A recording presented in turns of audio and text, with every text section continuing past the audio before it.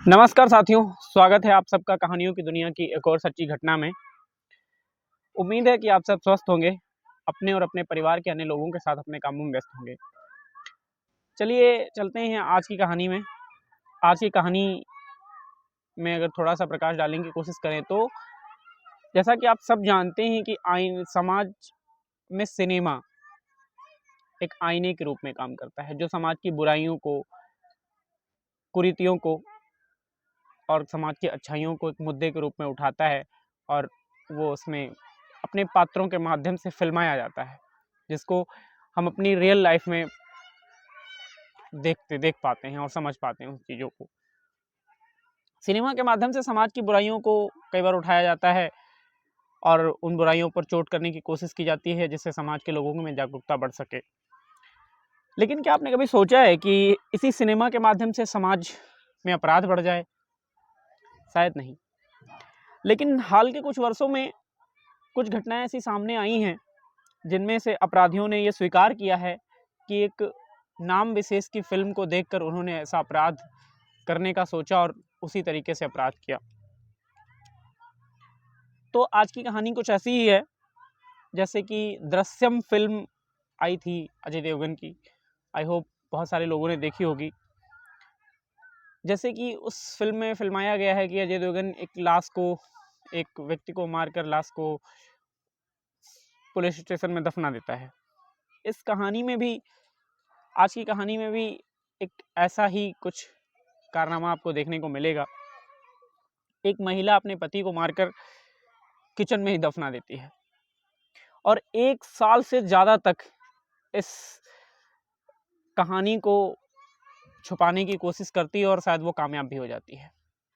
लेकिन 1 साल के बाद कुछ मुखबिरों या फिर समाज के कुछ ऐसे लोग जो इस घटना को जानते थे और उसकी जानकारी पुलिस तक होती है, जिससे कि भांडा फूट जाता है उनका और फिर आगे की कहानी निकल कर सामने आती है। घटना मुख्यतः अहमदाबाद की है, जहां एक शख्स जिसका नाम समीर अंसारी था, बेसिकली ये बिहार से था, बिहार के सिवान में रहता था, वहीं इसका घर था। बात 2015 में हुआ कि वह रोजी रोटी कमाने के लिए गुजरात में अहमदाबाद में जाकर नौकरी करना शुरू करता है। गुजरात गया तो वो अपनी बीवी को भी अपने साथ ले जाता है। समय अच्छा चल रहा था, सब कुछ अच्छा था। फिर साल 2024 आया। करीब मार्च 2024 में एक दिन अचानक से समीर अंसारी गायब हो जाता है। क्योंकि अब समीर 2015 से वहाँ रह रहा था तो आस पड़ोस के लोग उसे जानते भी थे और समीर का व्यवहार अच्छा था, उसका रिकॉर्ड अच्छा था, तो आसपास के लोगों में समीर की अच्छी जान पहचान थी, उसका व्यवहार अच्छा था। तो पड़ोसियों ने कुछ समय तक उसको नहीं देखा तो उसकी बीवी रूबी से पूछा, तो रूबी ने ये बताया कि उनको दुबई में अच्छी नौकरी मिल गई है तो वो अब दुबई चले गए हैं। बात ऐसी थी कि रूबी ने बताया तो हालांकि लोगों ने विश्वास किया, लेकिन लोगों के दिमाग में एक बात आई कि अचानक से कैसे, कि मतलब बिना बताए रोज काम पर जाता था और अचानक से एक दिन बिना बताए गायब हो जाता है और ये कहती है कि दुबई चले गए हैं। लेकिन कुछ खुशी भी थी क्योंकि समीर अच्छा था, तो अच्छी नौकरी उसे मिल गई थी दुबई में, तो इस बात के लिए लोगों में खुशी भी थी। और बात सिर्फ इतनी नहीं थी। रूबी से जिसने भी पूछा कि समीर कहाँ है, तो हर किसी को रूबी ने यही बताया कि उन्हें दुबई में अच्छी नौकरी मिली है और वो दुबई चले गए हैं। यहाँ तक कि समीर के परिवार वालों को भी यही बताया रूबी ने कि उनको दुबई में नौकरी मिली और दुबई चले गए। और यही बात रिश्तेदारों, जितने लोग भी मिले, सबको एक ही कहानी सुनाई। सबको अजीब लगा शुरुआत में, लेकिन फिर सबने मान लिया, क्योंकि रूबी उसकी पत्नी थी, मान लिया कि दुबई चला गया।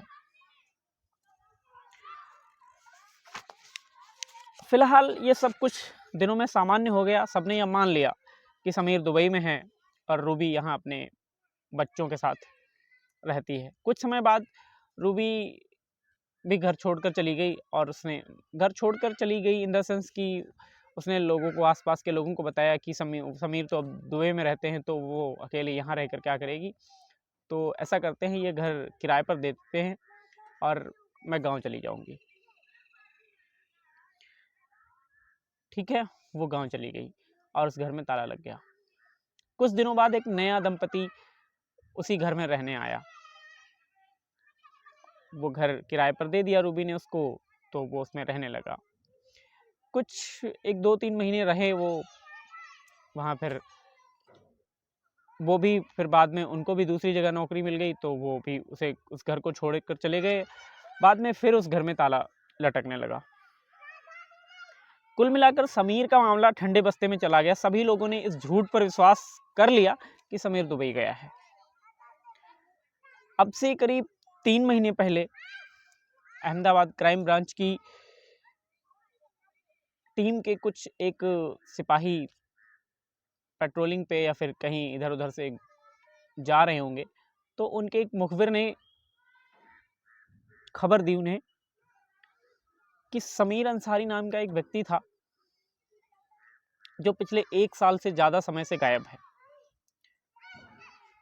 मुझे तो पता है कि वो अब जिंदा नहीं है, उसका मर्डर हो चुका है। क्राइम ब्रांच के अधिकारी ने पहले तो उसको सीरियस नहीं लिया, कहा कि पिछले 1 साल से गायब है और उसका कोई क्लू नहीं है, उससे कोई बात नहीं हो रही है किसी की, और कुछ भी हत्या हो गई, इसे शक के तीर ना चलाओ। फिर खबरी बोला, सर मेरा काम था आपको इन्फॉर्मेशन देना, मैंने दे दी, आप अपने लेवल से जांच पड़ताल कर लें। मैंने आपको बता दिया कि अब वो नहीं है इस दुनिया में, उसका कत्ल हो चुका है। अब सिपाही के दिमाग में कुछ तो आया, क्योंकि ये खबरी बहुत खास था और विश्वसनीय भी था। इससे पहले कभी इस खबरी की इंफॉर्मेशन गलत साबित हुई नहीं थी। तो उसकी सूचना पर गौर करते हुए उस अधिकारी ने अपने सीनियर्स को बताया। सीनियर्स ने इस बात को सुनकर यही कहा कि अगर तुम्हारा खबरी विश्वसनीय है तो तुम उसकी बात पर विचार कर सकते हो, और तुम्हें लगता है जांच करनी चाहिए तो तुम जांच कर सकते हो। अब क्राइम ब्रांच का वो सिपाही तफ्तीश करना शुरू करता है। घर का पता उसे खबरी ने बहुत पहले ही दे दिया था। जब वह उस घर में गया, घर तो बंद था।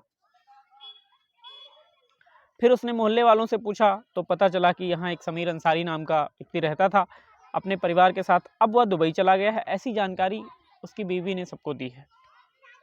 रूबी अकेली अपने बच्चों के साथ रहती थी, तो वह भी अपने गांव चली गई। फिर एक किराएदार आया, वह भी चला गया। अब पुलिस ने पता किया कि समीर कहाँ काम करता था। जब समीर के ऑफिस जहाँ पर समीर काम करता था, जब वहाँ पुलिस ने पूछताछ की तो ये पता चला कि समीर का व्यवहार बहुत अच्छा था, उसका रिकॉर्ड बहुत अच्छा था। वो टाइम से ड्यूटी आता था और टाइम से जाता था, कभी कहने का या शिकायत करने का मौका नहीं दिया अपने से सीनियर्स को। लेकिन अचानक से क्या हुआ कि समीर बिना बताए गायब हो गया, और जब काम करता था, जिस महीने की सैलरी उसकी बकाया थी, तो उसने अपनी सैलरी भी नहीं ली। फिर बाद में जब ऑफिस वालों ने उसकी बीवी से पता किया तो उसकी बीवी ने कहा कि वो उनको नौकरी दुबई में मिल गई है, तो वो दुबई चले गए हैं। हालांकि ऑफिस वालों को थोड़ा ये ऑड लगा कि अचानक से बिना बताए कोई कैसे जा सकता है, या फिर कोई समीर की कोई किसी से लड़ाई झगड़ा मनमुटाव भी नहीं था। लेकिन रूबी कह रही थी तो ऑफिस वालों ने भी बात मान ली। ये बात उस अधिकारी को पता चली। अधिकारी ने और ऑफिस वाले जो सोच रहे थे, तो अधिकारी भी वही बात सोच रहा था कि किसी को अगर दुबई में नौकरी मिल जाएगी तो क्या वो किसी को बिना बताए अचानक से दुबई चला जाएगा और जहां काम कर रहा होगा वहां की सैलरी छोड़कर चला जाएगा? शायद नहीं। ये बात उस अधिकारी के मन में कहीं ना कहीं शक पैदा कर रही थी, और वो शायद उसे ये लगने लगा था कि शायद खबरी सही सच बोल रहा है। इस क्रम में उस पुलिस अधिकारी ने उसके घर वाले जो सिवान में रहते थे उनका कहीं से नंबर निकाला, उनसे पता किया, तो उन लोगों ने भी वही कहानी बताई जो उनको रूबी ने बताई थी। उन्होंने कहा कि रूबी ने बताया कि वो दुबई चले गए हैं और तब से ना ही हमारा कोई कांटेक्ट हुआ है, ना ही हमारी बात हुई है, ना ही उसने हमें बताया। अब पुलिस का शक धीरे धीरे बढ़ने लगा कि खबरी कहीं ना कहीं सच बोल रहा है। इस बीच किसी तरह से समीर के कुछ दोस्तों का पता चला, तो उनसे समीर का नंबर लिया। पुलिस ने उस नंबर की कॉल डिटेल निकाली, तो पता चला कि पिछले 1 साल से समीर के नंबर पर ना कोई फ़ोन आ रहा है, ना उस नंबर से कोई फ़ोन किया जा रहा है, ना वो फ़ोन एक्टिव है।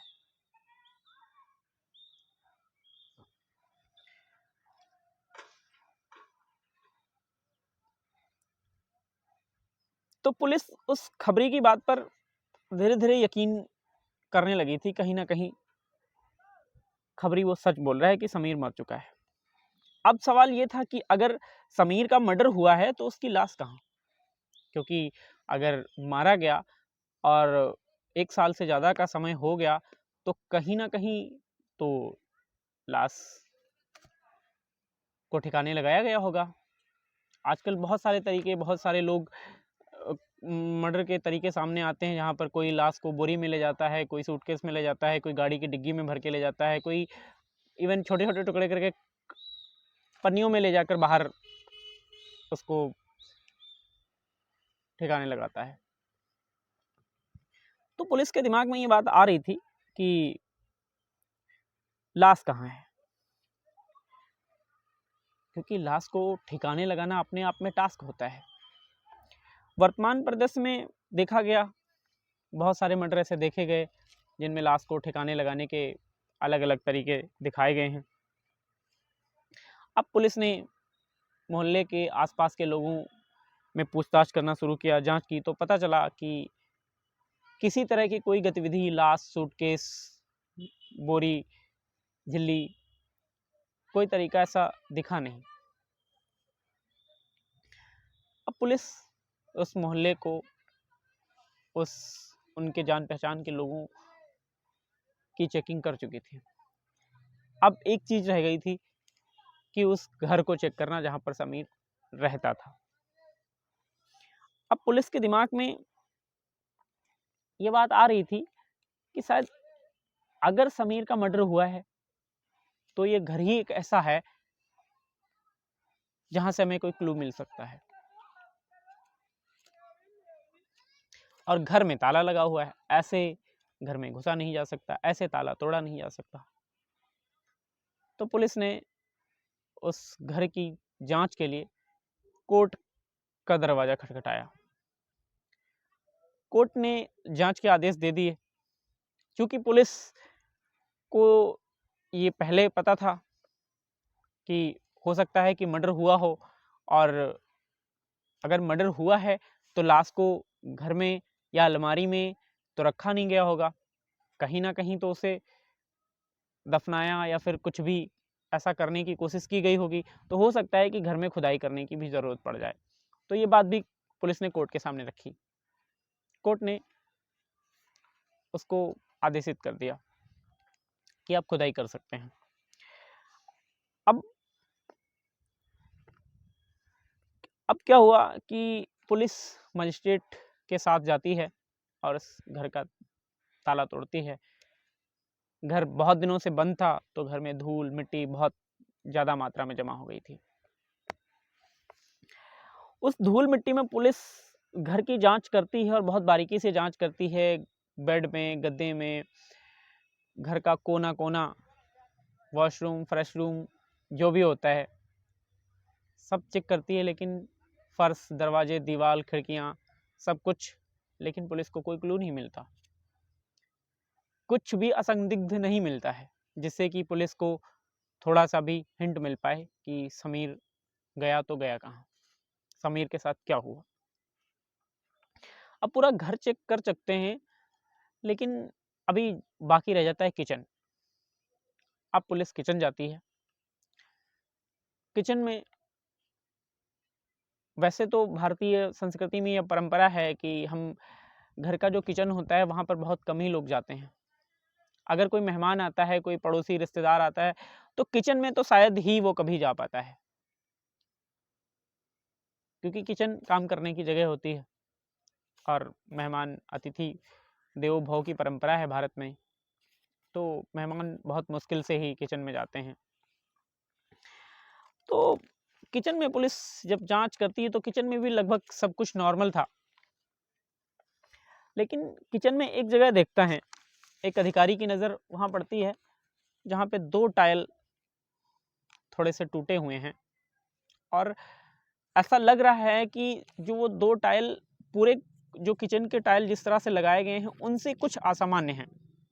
2 टूटे हुए भी हैं और कुछ असामान्य हैं, और ये टूटे हुए टाइल ये दिखा रहे हैं कि जिस तरह से ये पूरे टाइल लगाए गए हैं और जहाँ जैसे ये 2 टाइल लगे हैं इनमें कुछ तो छेड़छाड़ हुई है।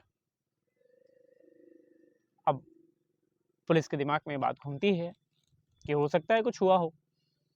मजदूर चूंकि पहले से बुलाए जा चुके थे, मजिस्ट्रेट साहब साथ में थे, तो पुलिस मजदूरों से कहती है कि खोदो। वहाँ पे खुदाई होती है। थोड़ी देर के बाद कुछ छोटे हड्डियों के टुकड़े निकलते हैं वहाँ से। अब जैसे ही हड्डियों के टुकड़े निकलते हैं तो उनको और सावधानी से खुदाई करने के लिए बोला जाता है और मजदूर और सावधानी से खुदाई करते हैं। धीरे धीरे और छोटी छोटी हड्डियाँ निकलती हैं। पुलिस उनको इकट्ठा करती है। वो हड्डियाँ ऐसी थी कि कोई पूरी हड्डी नहीं निकल रही थी, सब कटी हड्डियाँ निकल रही थी, मतलब छोटे छोटे टुकड़ों में। तो इन हड्डियों को देखकर ये अनुमान लगाया जा सकता है कि लाश को मारने के बाद काटा गया है, फिर उसको दफनाया गया है। जिस तरह से कंकाल की हड्डियां निकली, यही अनुमान लगाया गया। अब पुलिस ने उन हड्डियों को अपने अधिकार में ले लिया और फोरेंसिक जांच के लिए भेज दिया। अब ये सवाल था कि हड्डियां अगर समीर की हैं तो समीर को मारकर किचन में कौन दफनाया और क्यों दफनाएगा। अब पुलिस ने पूरी घटना पर एक बार फिर से नजर डाली तो पुलिस के सामने एक चीज आई कि समीर के दुबई जाने की खबर सबसे पहले रूबी ने सबको दी और उसके बाद समीर का कोई पता चला नहीं, किसी से कुछ बात हुई नहीं। तो अब रूबी पर पुलिस की शक की सुई आकर लटकी। समीर के घर से पता चला कि रूबी ने समीर से लव मैरिज की थी। क्योंकि लव मैरिज में परिवार के लोग बहुत तो राजी नहीं थे, लेकिन समीर की इच्छा से घर वाले राजी हो गए थे और शादी के बाद रूबी ने समीर से घर से बाहर चलकर रहने और नौकरी करने का दबाव बनाया और वो अहमदाबाद आकर नौकरी करने लग गया। ये बात पुलिस को समीर के घर से पता चली। अब समीर ने जब पड़ोसियों से पूछताछ की अहमदाबाद में जहाँ समीर रहता था उस समय, तो एक नई कहानी निकल कर सामने आई। पता चला कि समीर का एक दोस्त इमरान वघेला जिसका नाम था, जो कि पहले समीर का दोस्त था, धीरे धीरे दोस्ती बढ़ी, समीर के घर आना जाना हो गया इमरान का। फिर इमरान और रूबी के बीच में कुछ असंदिग्ध असंदिग्ध तो नहीं कहेंगे, कहेंगे कि एक अनैतिक रिश्ता शुरू हो गया। बाद में होता ये था कि समीर ड्यूटी चला जाता था तो इमरान समीर के घर पे आता जाता था। इस बात की जानकारी थोड़े दिनों बाद समीर को भी लग गई। समीर ने इस बात पर रूबी को समझाया और अपना विरोध दर्ज कराया, उसका विरोध किया, लेकिन रूबी पर समीर के समझाने का कोई असर हुआ नहीं।